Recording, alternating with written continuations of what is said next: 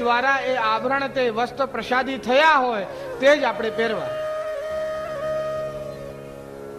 તે ઉત્તમ છે. પછી એક મધ્યમ પ્રકાર આવે. આજકાલના નવા યુગની વાત ચાલી રહી છે આ બધી. પછી એક મધ્યમ પ્રકાર આવે. તેની અંદર શું, ભાઈ આવી પરિસ્થિતિ કોઈ ઊભી થઈ હોય કે જેમ લગ્નમાં ગયા કોઈના ત્યાં અને ત્યાં કોઈ પ્રસાદીની વ્યવસ્થા નથી, પછી શું કરવું કે એની અંદર ચરણામૃત, જેમ આપણે મીઠું નાખીએ એવી રીતે ચરણામૃત ઉપરથી નાખીને ને પછી એ ગ્રહણ કરવું,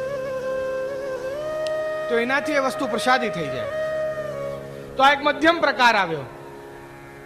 જે ઉત્તમ પ્રકારના વૈષ્ણવ છે એ તો કોઈ જગ્યાએ જતા જ નથી પ્રસાદ લેવા, એટલે ભોજન કરવા.